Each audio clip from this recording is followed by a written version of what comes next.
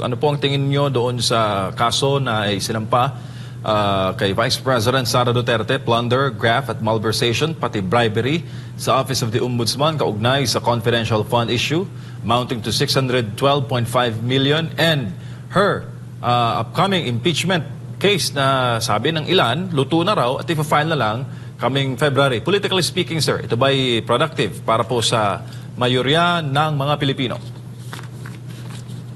Talaga naman. Alam mo naman yung first impeachment complaint na file nila. Even before it was declared as unconstitutional, anong nangyari? Talo yung mga kandidato nila. Panis na yan eh.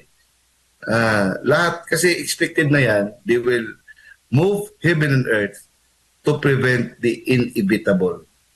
Ito ang masakit kasi ang mga tao na nagpo-post na i-eliminate si Vice President Sara Duterte sa presidential race, ay itong mga tao ito ay nagsisigaw to champion democracy.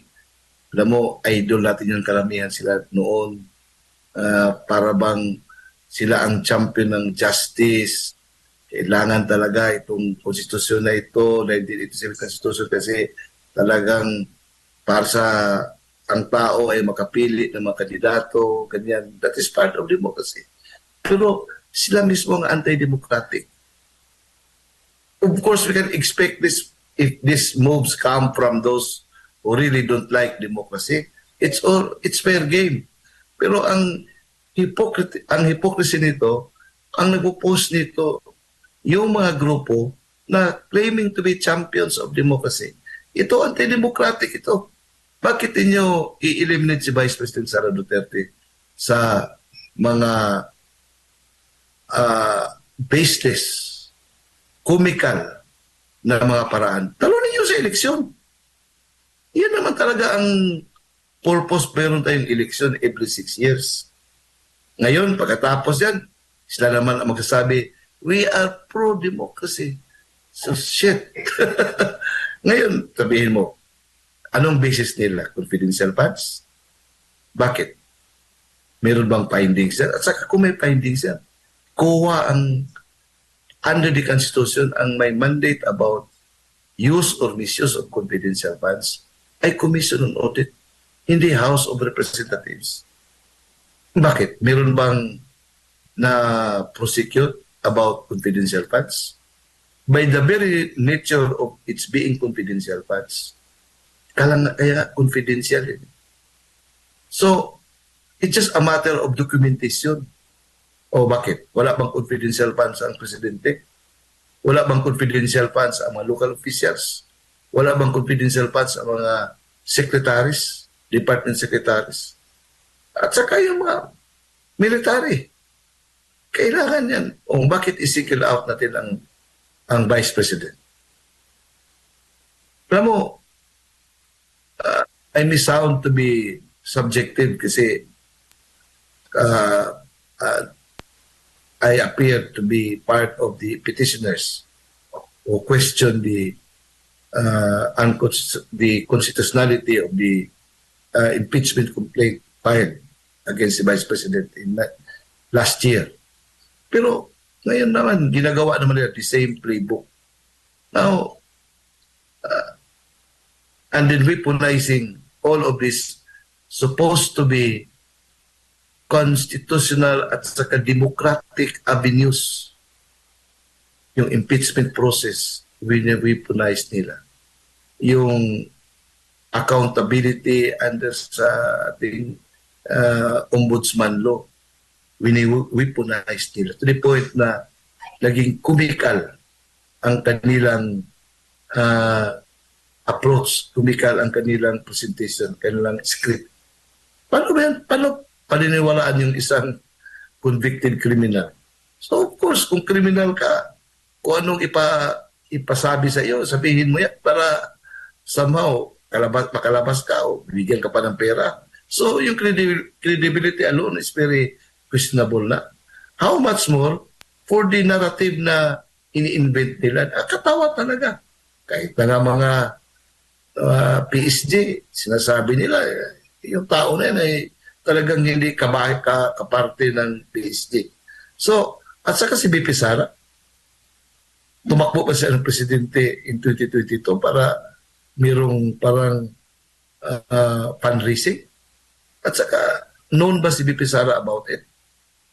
Ang masakit dito, alam mo, karma na lang ang karma na lang ang ating hintayin dito. Hindi natutulog ang Diyos. Ito lang masasabi. Opo. BP Sara is too beautiful and too tender to become a punching bag of these monsters. Sir, uli na lang, maraming nagsasabi na for the next months, till 2028, for the next years, ang tanging magagawa na lang ng administrasyon is to manage political decline. Anong masasabi mo, sir? Data do not lie. Data do not lie. Tingnan mo naman paano yung approval rating ng ating presidente ngayon. Hindi yan, irreversible na yan. Kasi nothing is expected this year and in the coming year about economic development. Wala na nag-invest sa atin eh. Tingnan mo. The only way for our economy to shape up, kung may mga investments na papasok, foreign investments. Ngayon, sino bang sane foreign investors mag-pour out ng capital sa bansa natin under this situation? Hindi naman nila, it's not out of the radar about what is happening to our country. Yung massive graft and corruption, yung revelation ng presidential sister about cocaine use, yung sabi ng kanyang sister. Wala namang denial na ginagawa. So kung ikaw investor, natakot ka. At saka natakot tayo kasi we are being led by somebody na mismo ang kanyang kapatid ay nagsasabi na unwell. Yun ang problema natin ngayon. So, tanong mo kung ano yun, yung decline ay ma-reverse ba? I hope that would be reversed kasi tayo, Pilipino tayo, kung ano mangyari sa ating bansa, apektado tayo lahat. Hindi lang tayo, pamilya natin at saka yung future generations. We should pray for our country. Hindi ito personalan na ito. Bansa na nakataya. Admar or NJ. Kaya nga sa akin dito panalangin na lang. Sana hindi tayo pababayaan ng Diyos sa ating nangyari sa ating bansa ngayon. It's all about our future. It's all about our existence. Tingnan mo, yung sovereignty natin, wala na. Lahat. Giniba lahat. Paano pa ba? We are no longer a country. Pabayaan natin na ganito. Napakadaming papeles na hinain ng mga dilaw, pinangungunahan ni Shelo Magno, laban kay VP Sara at mga kasama niya sa DepEd para daw sa plunder. Sa pagkakaalam ko, bukod po dun sa impeachment na isinulong ng akbayan kay VP Sara, ito ang kauna-unahang criminal case na sinampa ng mga dilawan laban kay VP Sara. At ang pagsampa ng kasong ito ay talagang nagpapahiwatig na ang mga dilaw ay nakiisa na ngayon sa mga loyalistang Marcos sa pagpapabaksak sa mga Duterte. So malinaw na malinaw po sa buwatan na ngayon ang mga dilawan, ang mga pulahan ni Marcos at ang pulahan ng CPP-NPA. At sila po ngayon ay talaga nagkaisa para patumbahin ang mga Duterte. Parang hindi pa sila happy na nakakulong na si Tatay Digong sa dahig. Kinakailangan talaga mapabagsak pa nila itong si VP Sara. Now, ang tanong, unang-una, may mangyayari ba yan sa kasong yan? Ang sagot, wala. Kasi matagal na po natin sinabi yan, no? Na sa ating saligang batas, nakasaad na ang Vice President kasama ang Presidente, ang mga chairman at members ng Constitutional Commission, ng Ombudsman, ay impeachable officers.